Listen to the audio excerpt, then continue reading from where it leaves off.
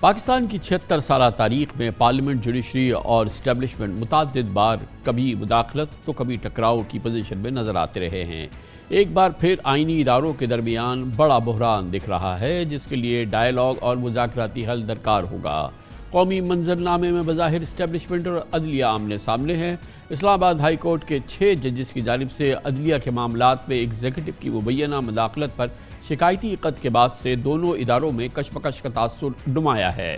لگتا ہے کہ عدالتی احتساب پر شاید اداروں کے تحفظات ہیں، جبکہ عدلیہ مکمل آزادی اور اپنے فیصلوں کا احترام چاہتی ہے۔ سماعتوں کے درمیان معزز جج صاحبان کے ریمارکس اور سوالات میں اضطراب کی جھلک نمایاں ہے، تو دوسری طرف حکمراں اتحاد کی جانب سے نظام انصاف کو دباؤ میں لانے کے لیے پریس کانفرنسز کی گئی اور پارلیمنٹ میں دھواں دھار تقاریر بھی ہوئیں۔ اس صورتحال میں سپریم کورٹ، اسلام آباد ہائی کورٹ اور لاہور ہائی کورٹ چراغ پا نظر آئے ہیں۔ آج پنجاب جوڈیشل اکیڈمی سے خطاب میں chief justice Lahore high court جناب جسٹس ملک شہزاد احمد خان نے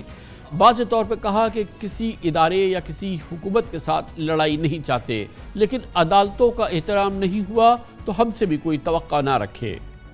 عدلیہ نے کسی حکومت یا کسی ادارے کی بھی ٹیم نہیں بننا ہے، یہ بابہنگ دوہل کہا آج لاہور ہائی کورٹ کے چیف جسٹس نے۔ پچھلے ہفتے گورنر سندھ کامران ٹسوری، سینیٹر فیصل وابڈا اور ایم کیو ایم کے مصطفیٰ کمال، نون لیگ کے طلال چودھری اور آئی پی پی کے اون چودھری نے 48 گھنٹوں کے دوران ایک سیریز کی شکل میں اسلام آباد ہائی کورٹ کے ایک جج کی دوہری شہریت کے خلاف پریس کانفرنس کی اور زیر سماعت مقدمات پر ناقدانہ تبصرہ کیا، جس پر چیف جسٹس قاضی فائز عیسیٰ نے فیصل وابڈا، مصطفیٰ کمال کو توہین عدالت کا نوٹس بھجوایا اور تحریری حکم نامے میں قرار دیا کہ بادی نظر میں دونوں افراد توہین عدالت کے مرتکب ہوئے ہیں۔ اس کیس کے پس منظر میں فیصل وابڈا نے سپریم کورٹ کے ایک جج کے خلاف سینٹ میں تحریک استحقاق جمع کرائی، جس پر نون لیگ اور پیپلز پارٹی اور ایم کیو ایم کے اراکین نے پارلیمنٹ کو اعلیٰ عدلیہ پر تنقید کا پلیٹ فارم بنا دیا، کیونکہ آرٹیکل 66 کے تحت پارلیمنٹ میں کی گئی تقریر یا کسی عدالت میں چیلنج نہیں ہو سکتی۔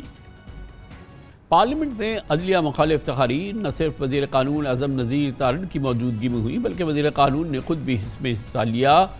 حالیہ دنوں میں متعدد مواقع پر دیکھا گیا کہ ریاست کے آئینی اداروں میں ٹکراؤ کا گمان ہے اور مبینہ لاپتہ شاعر احمد فرحات کی بازیابی کے لیے درخواست کی سماعت کے دوران وزیر اعظم اور وفاقی کابینہ کی عدالت میں طلبی کا عندیہ بھی دیا گیا۔ آج تحریری فیصلے میں جسٹس محسن اختر کیانی نے لاپتہ افراد کے تمام کیسز براہ راست نشر کرنے کا حکم دیا اور وزیر قانون اور سیکرٹری دفاع داخلہ سمیت sector commanders I S I, M I اور ڈائریکٹر آئی بی کی اگلی سماعت پر ذاتی حیثیت میں ان کو طلب بھی کیا ہے۔ اس کیس کی گزشتہ سماعت کے بعد وفاقی وزیر قانون اعظم نذیر تارڑ نے حکومت اور وزارت دفاع کا بھرپور دفاع کرنے کی کوشش کی تھی۔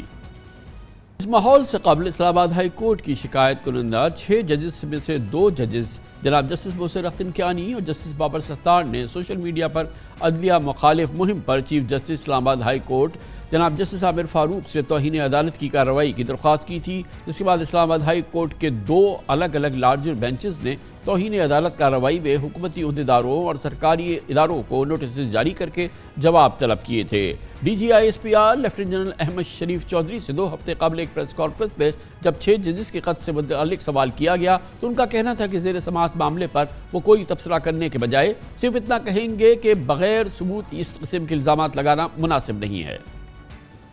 لاپتہ شاعر احمد فرحات کی بازیابی کی درخواست پر سماعت کے دوران عدالتی برہمی کی کوریج کے بعد 3 روز پہلے شہباز شریف حکومت نے پیمرا کے ذریعے عدالتی رپورٹنگ پر پابندی لگوا دی تھی۔ پیمرا نے اپنے نوٹیفیکیشن میں میڈیا کو پابند کر دیا تھا کہ صرف تحریری حکم نامے پر براہ راست نشر ہونے والی سماعت رپورٹ ہو سکتی ہے۔ تاہم کل 3 ہائی کورٹس میں پیمرا کا نوٹیفیکیشن چیلنج ہو گیا اور آج چیف جسٹس اسلام آباد ہائی کورٹ نے پہلی سماعت پر ہی پیمرا کو کسی بھی ٹی وی چینل کے خلاف کارروائی کرنے سے روک دیا۔ البتہ تحریری فیصلے میں عدالت نے تاحال پیمرا کے نوٹیفیکیشن کو معطل نہیں کیا ہے۔ اعلیٰ عدلیہ اور اسٹیبلشمنٹ کے درمیان مبینہ کھچاؤ کی صورتحال کا اہم پہلو یہ بھی ہے کہ اسلام آباد ہائی کورٹ کے جسٹس بابر ستار نے چیف جسٹس اسلام آباد ہائی کورٹ کو 2 بار بذریعہ خط انکشاف کیا کہ آڈیو لیکس کیس میں انہیں سیکیورٹی اسٹیبلشمنٹ آفیشل سے پیغام ملا کہ پیچھے ہٹ جاؤ۔ اس کے علاوہ جناب جسٹس بابر ستار کے خط کا جواب دیتے ہوئے اٹارنی جنرل منصور عثمان اعوان نے اپنے ویڈیو بیان میں ایگزیکٹو کی ترجمانی کی تھی۔